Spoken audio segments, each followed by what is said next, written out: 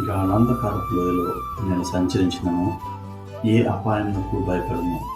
నీవు నాకు తోడైందువు, నీ దుడ్డుకాలు నీ దండము నన్ను ఆదరించును. కీర్తన గ్రంథము 23వ అధ్యాయము 4వ వచనం. గాఢాంధకారపు లోయ శ్రమలకు సూచనగా మాకు కనబడుతుంది. అంధకారం అంటే చీకటి, గాఢాంధకారం అంటే కటిక చీకటి. చీకటిలో మనము ముందుకు కానీ వెనుక కానీ పక్కకు కానీ ఎటు కూడా జరగలేము.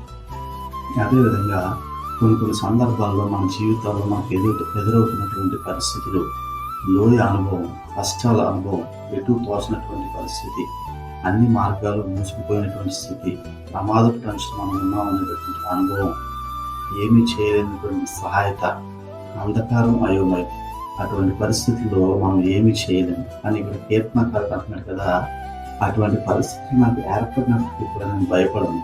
ఎందుకంటే నీవు నాకు తోడుగా ఉన్నావు. ఆయన మనకు తోడుగా ఉన్నటువంటి దేవుడు. ఆయన యొక్క దుడ్డుకర్ర, ఆయన దండము మనల్ని ఆదరిస్తుంది.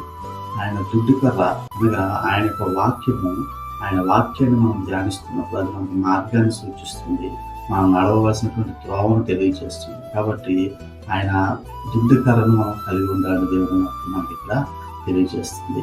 అయితే ఇటువంటి అంధకారపు పరిస్థితులు వచ్చినప్పుడు మనకి సహాయం ఎక్కడి నుంచి వస్తుందంటే, దావీదు మహారాజు అంటాడు కదా, కొండల తట్టు నా కన్నులు ఎత్తుచున్నాను, నాకు సహాయం ఎక్కడి నుండి వచ్చును.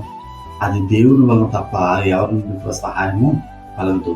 మరి ఫరో యొక్క సైన్యము ఇశ్రాయేలును తరుముతూ ఉన్నప్పుడు ముందు ఎర్ర సముద్రము, వెనుక ఫరో యొక్క సైన్యము, కుడి ఎడమలో ఎటు వెళ్ళలేనటువంటి అరణ్యము. అటువంటి పరిస్థితుల్లో దేవుడు ఆ యొక్క ఎర్ర సముద్రాన్ని వారి కోసం 2 పాయలుగా చీల్చాడు, అద్భుతాన్ని చేశాడు.